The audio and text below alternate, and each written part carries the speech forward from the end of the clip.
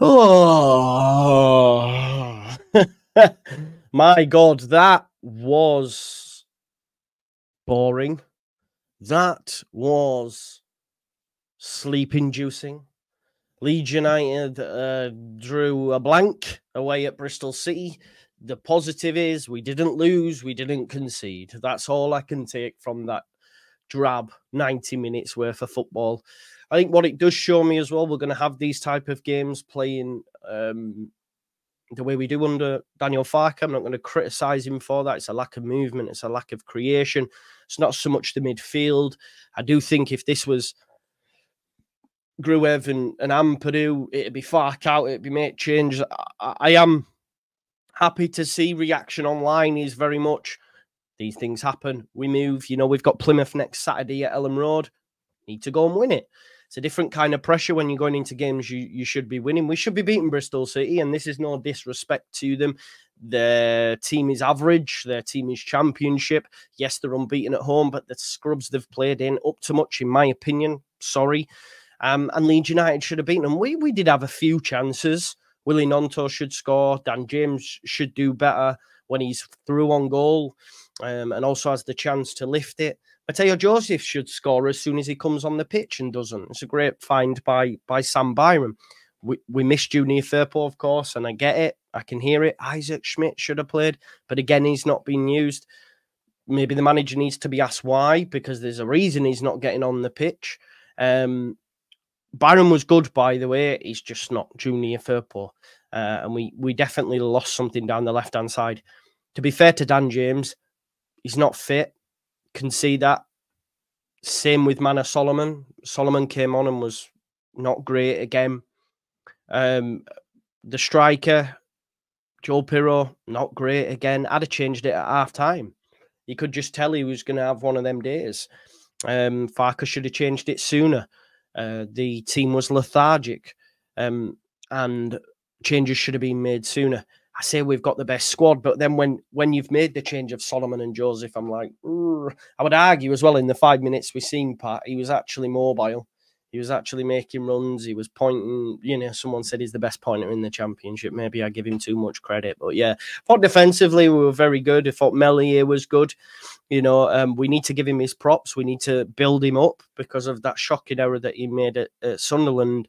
When he's having a good game, we need to obviously do that. Bogle was good, tried to make things happen. And again, just defensively, we're very good. You know, I think they didn't do anything really. It's a good point for Bristol City. It continues their unbeaten run at home. They'll take a lot of solace from that because Leeds United, for me, are the best team in the division. So for them to get a point and, you know, keep a clean sheet against us is good for them. It is 2 points dropped, regardless of how the game went, because we didn't create hatfuls and, yeah, maybe on the face of it, you go, yeah, it's points shared and probably a fair result, but it's still 2 points dropped for this Leeds United side. As I've said, front and centre, yes, we're not first, but when we're playing these fixtures, I wanted 12 points. I'm not going to change my mind on that. We've dropped 2 now. But you do have to look at the bigger picture. That's 7 from a possible 9. You know, if you go beat Plymouth, which I fully expect us to do on Saturday, you've dropped 2 points in 4 games. That's still a great return for this division. You know, I would like to see a change up top. I think Joseph didn't have enough minutes to impact the game again. Farke should be making changes far sooner because it was clear as day it weren't fucking working. We're going to miss Largy. We need James and Solomon to get back to the best. Nonto, flat to deceive today. I thought for me, the best player on the park from a Leeds perspective was Brendan Aronson, especially off the ball with his pressing, his counter pressing. Obviously, the defenders speak for themselves. Solomon Rondon and Pascal Strouk were good at the back. Yeah, Rothwell tried to make things happen, but the midfield wasn't amazing today. Not what we're used to in recent performances. And look, again, that also you have to sort of give props to Ampadu and Gruev, because if that was them today, they'd be getting crucified. And it just shows sometimes you come up against opposition that will shut down passing lanes. They did really well defensively, Bristol City, without sitting in like this low block and putting 11 men behind the ball, because they did try to have a go at times, but defensively they were good and limited our chances. And great defensive block off the line. Joseph should do better when he tries to lift it over the keeper. And then the Joseph one. Joseph is snapping at them so much, snapping at chances so much. And he needs to start finding the back of the net, because I think he's better to start with. But again, he's not clinical. Pirro didn't have anything to finish today. You would hope if he did, he would have finished it. But yeah, again, he was non-existent. His touch was terrible. And it cuts a really, really frustrating figure at times. But the manager should have changed it and changed it sooner. I don't know what else there is really to talk about in this fixture.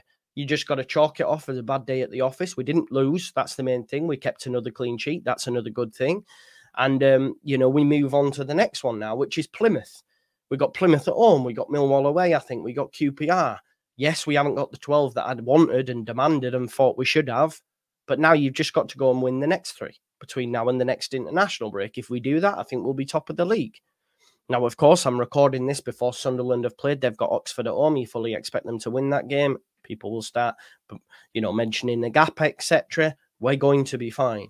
You know, I've seen already criticisms, people asking for Bielsa, which of course I would love, but it's dropped points. And again, I thought we were over this throwing the baby out with the bathwater. The majority of comments online are like, yeah, these things happen. It's totally fine. But the readiness with which, again, to just throw everything in the bin's crazy. You know, we're missing 3 big players today. No, 4 huge players. Ampadu, Gruev, Firpo, and of course, Largi Ramazani. So the players, you know, Byron first start, and Solomon and James, they're not up to speed yet. You can tell that. You can tell that. Everyone was like gassing James after his cameo, and I understand he played well midweek, but then when he started, he wasn't ready to start games. You can tell that.